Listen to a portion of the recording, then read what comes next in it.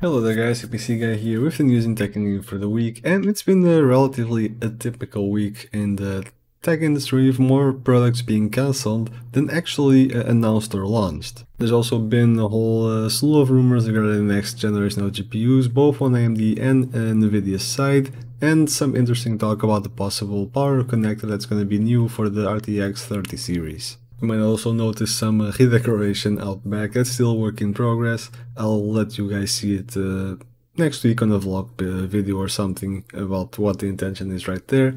But at least it looks a bit better than it did before, I hope, and some work needs to be done with the lighting and such, but it's a start at least. Starting with news, the first item we're wanting to talk about is the launch of 3rd gen Threadripper Pro series. It's something that we actually discussed last week and has now been, well, officially confirmed as being an actual thing, not just some sort of leak. Kit Guru actually launched, or well, linked the launch from AMD that they announced themselves. Sadly, the rumors are true that they are OEM only, so you cannot actually buy them separately to put it on your own machine. You're going to have to get an actual pre-built with it. And the specifications are as follows here. The core counts are what we expected from the 1224 in terms of cores and threads, from the 3945WX to the 64 cores 128 threads of the 3995WX. That is pretty much what was expected. The clocks are up to 4.2 on the higher end part and up to 4.3 on the lower end parts. Cache is also a pretty sizable beast with 288 megabytes of cache on the high-end chip. PCIe lanes are a staggering 128, TDP stays at 1280, and the most notable point of improvement is double the memory bandwidth with 8 channels of memory. Kitigudu goes to detail that the first workstation to be launched with the CPU inbuilt will be the ThinkStation P620 from Lenovo, which supposedly releases next fall. And well, as expected, these are pretty high-end workstation CPUs, not something to expect to cover on a channel like mine. I certainly will not get my hands on one of these. And yeah, it does look great. It will support up to 2 terabytes of memory, all those PCIe lanes. It really should improve performance in a lot of specialized workflows. The JEDEC Solid State Technology Association has finally released the specs for DDR5, making the memory standard one step closer to actually being featured on our personal PC builds. Make no mistake, this will still take a good 12 to 18 months according to this consortium, but at least we have some general specs that can guide us a bit. One interesting thing is the implementation of 2 channels per memory on a single stick of RAM instead of the usual one. This is to, as they explained further down the article, because the actual controller on the RAM hasn't really evolved much through the years, and this kind of lets it keep up with the increased speeds of the next generation. In terms of max die density, we are seeing a 4-fold increase compared to DDR4. On everything else, the increase is either about twice as fast. As you can see, the maximum bandwidth from 3.2 Gbps to 6.4, and you could argue that a lot of RAM sticks already go through more bandwidth than that, even with the DDR4, higher than 3.2 that is, but that would probably also be the case when DDR5 is a thing. You'll probably see more than the 6.4 Gbps that is advertised right now as the maximum, especially towards the later end of the development of this technology, when it's already out and keeps being overclocked and improved and tinkered and that sort of thing. The upper limits that are in the specification considered to be the maximum are probably going to be kind of increased depending on how far people want to take it and how far away a DDR6 is on the horizon, which is expected to be, this generation is expected to last longer on the market than DDR4 has, which has been 7-ish years at this point. DDR5 is expected to last as long, if not longer. So it's definitely a standard that is worth investing. Like I mentioned, it's not going to be here for the next 12 to 18 months in terms of first products to actually use it. In practice, to be widespread, I would say probably some 2 years-ish, which would line it up with 2022 where it's rumored to be featured in Zen 5 and whatever Intel generation was going to be at that point. So 2022 is probably what we are looking for these DDR5 sticks to actually be included in our own home systems. Discontinued hardware, either confirmed discontinued or rumored to have discontinued. Let's start with Intel, which has surprised people, although probably not very much, by discontinuing the entire Skylake-X generation of processors. That is anything from the 9800X processor, and they provide a whole list on their official statement.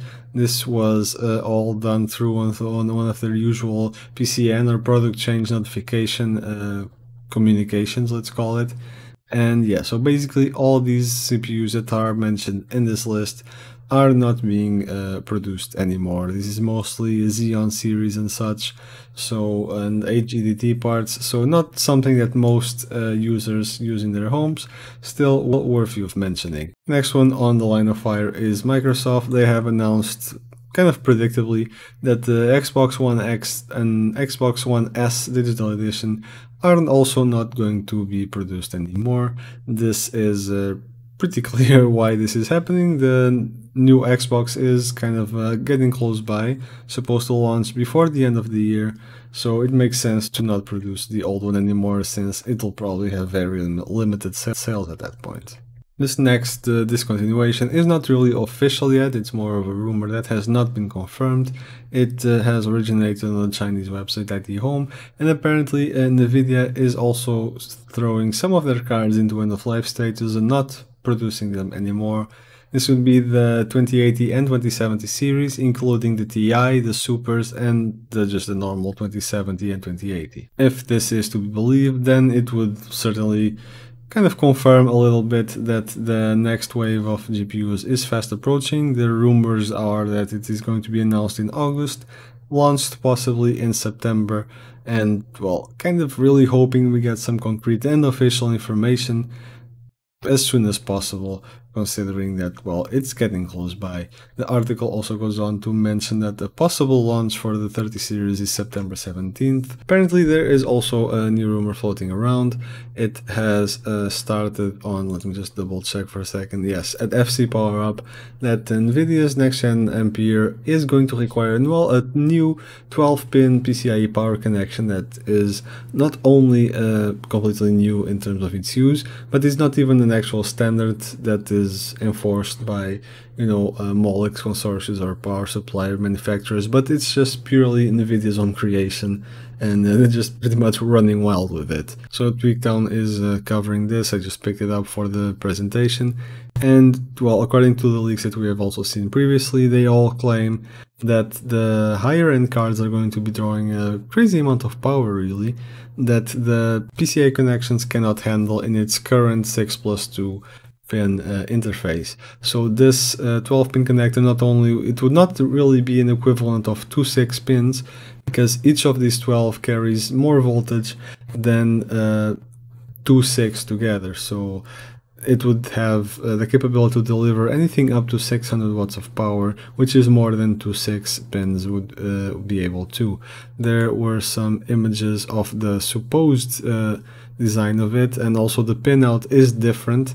It's 6 voltage and 6 ground pins. It's different from the actual 6 pins. If you put 2 of them next to each other, they don't match up with the pinout on the supposed real connector for next generation. The article goes on to detail that only the higher end cards would actually be using them.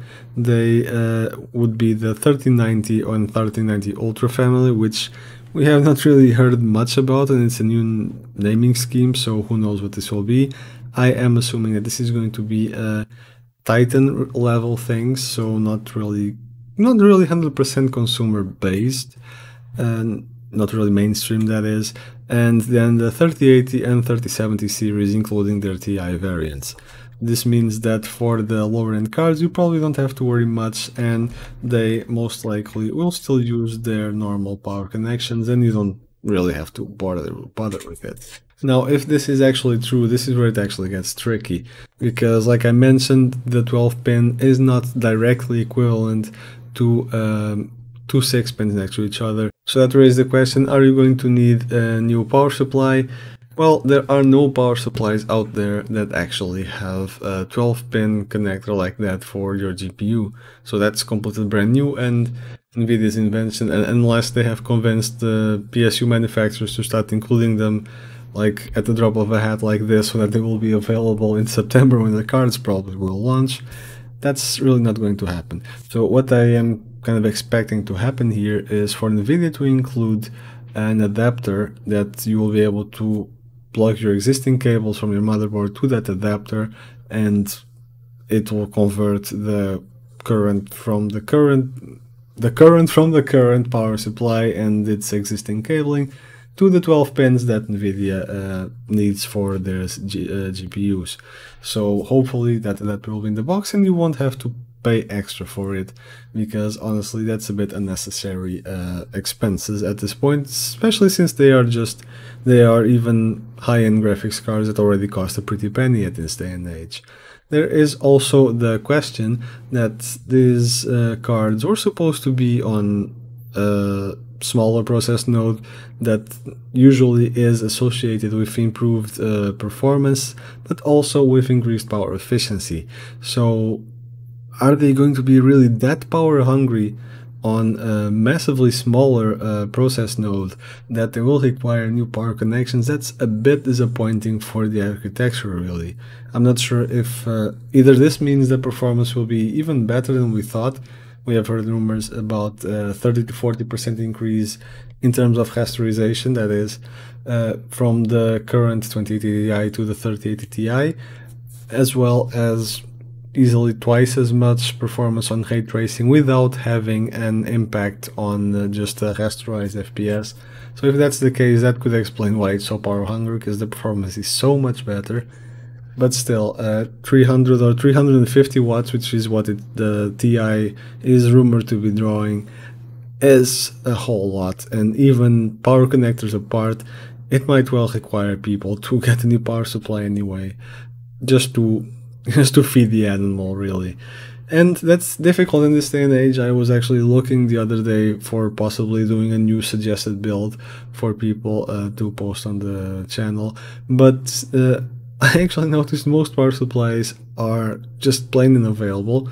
The ones that are not are completely jacked up, overpriced.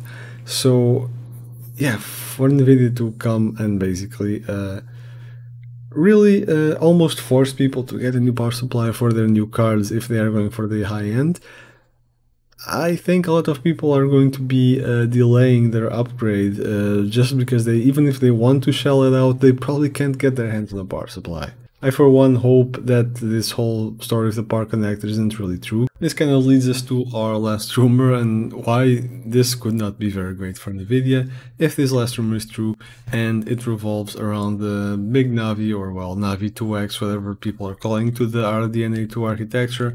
And the latest rumors are that this card is going to be 40 to 50% faster than the 2080 Ti, which is quite impressive feat.